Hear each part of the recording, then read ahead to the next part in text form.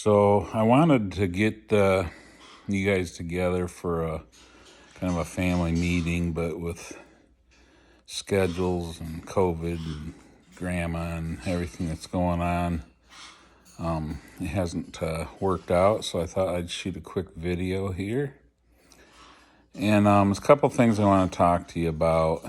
And first of all, the election's right around the corner, and it's there's a lot of crazy people out there, and we don't know which way it'll go, and I'm not terribly worried about it, but he may be. And so I just wanted to address some thoughts I've had on that. And one of them is that that the election, this country does not depend on politics. We don't depend on what group wins and what group loses.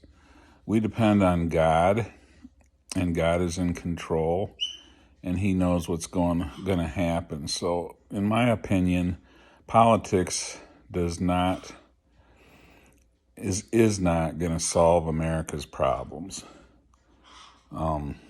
That's kind of up to us, the people.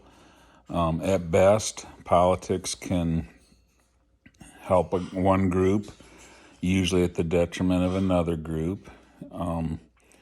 So, one side might be better for a particular group on a particular subject, but there's always a flip side to that. And so, have your opinion. That's all great. Vote the way you want to vote. That's my expectation, is that you just vote your heart, and then put it in God's hands after that. I've seen a lot of presidents. I've seen ones I approved of and ones I didn't approve of, ones that I voted for, ones that I didn't vote for. They never make a huge amount of difference. It's like 4 years later, it's kind of the same thing. So have your opinions. It's all good. Do your voting, but I don't want it part of our family. Don't try to convince me, and I won't try to convince you. There's always different sides, and that's good. Debate and dialogue is good, but not let me convince you to vote my way, and you back and forth. And what I see politics doing today is completely dividing people, and division that's the one thing I've decided not to do. I'm not going to listen to things. I'm not going to take part in things that are bringing division. God calls us to bring people together and to be together ourselves. And we can disagree and still be united in the fact that we have no division between us.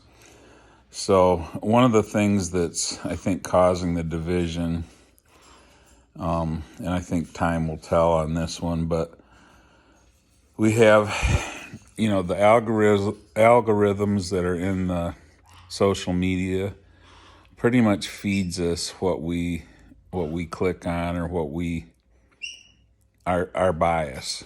So we get our own bias fed back to us. Now, if that was the bias of a government or a leader, that would be called propaganda. You hear the same thing over and over and over again. And so part of the division in this country is because we are getting fed back our own radicalness, or whatever our bent is. We're getting that fed back to us through our media. So what that does is, instead of, like, when I was a kid, the news would come on and they would just state the news, and they didn't have commentary. They didn't hash it back and forth. They didn't put a political spin on it. They just gave you the news. and you were able to make up your mind which way. Now, the news we get is completely biased to the way we already think. And so that causes us to be continue to move farther and farther apart from other people. And that's not how it should work. We should have differences of opinion, but not division. And Satan tries to divide us from everybody, and so we need to keep that in mind in the politics, not allow the division part of politics to come into it.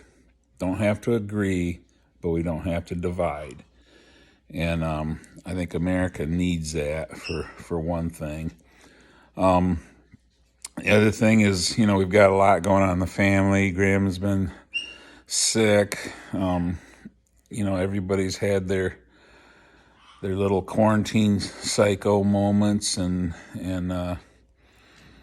all the stress around that, the stress around jobs, the stress around schools, stress around businesses, health. There's just a lot of that going on, and that's making Satan very, very happy. And instead of pulling together, we're in this divided state where we pull apart.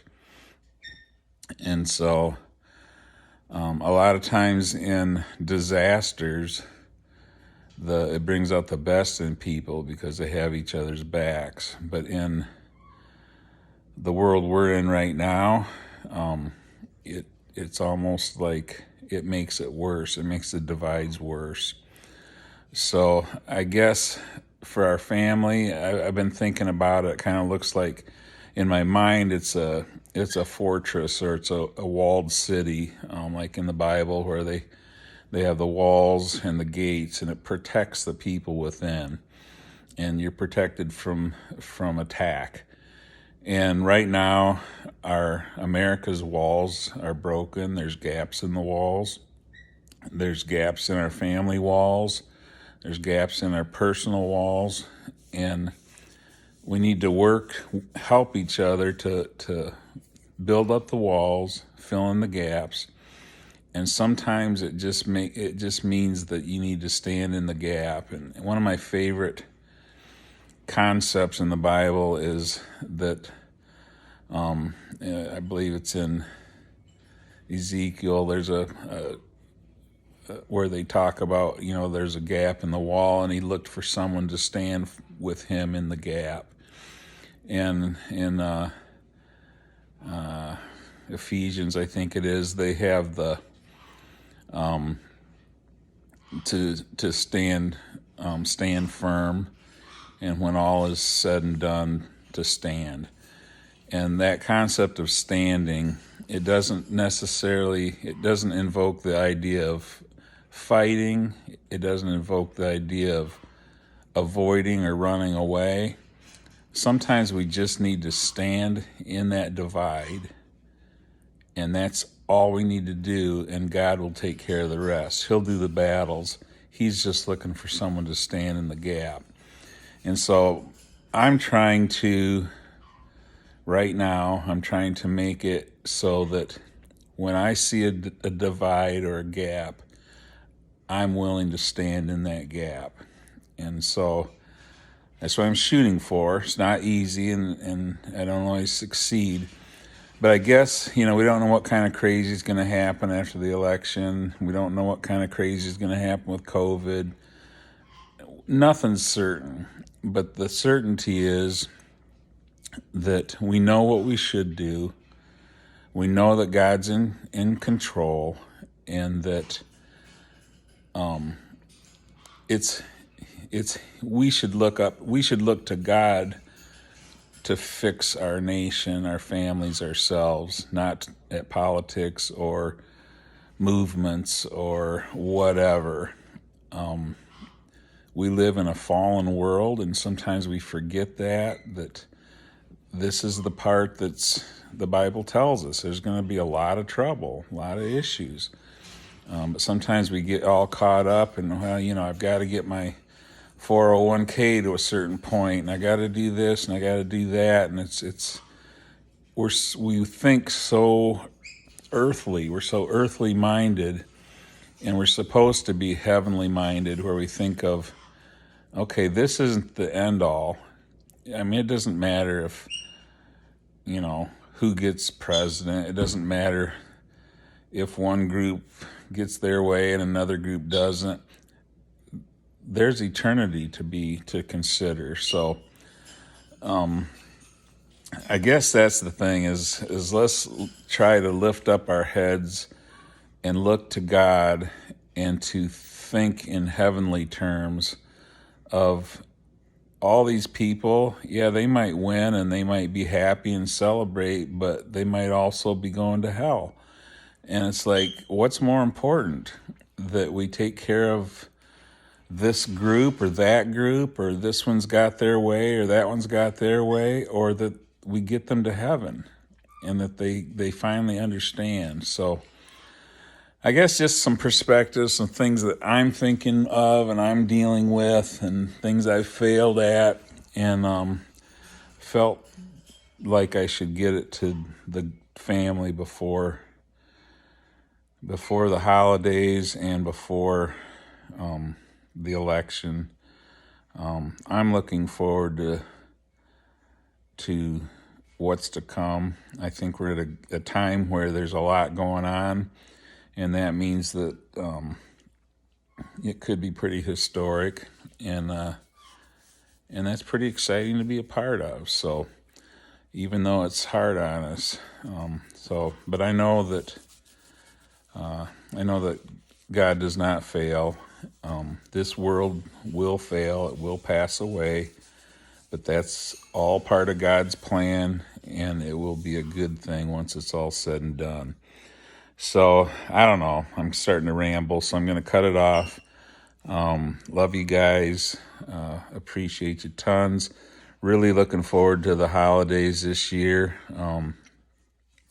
I think it's a warm, fuzzy time for me, having traveled so much. So thanks for listening. Love you, and signing off.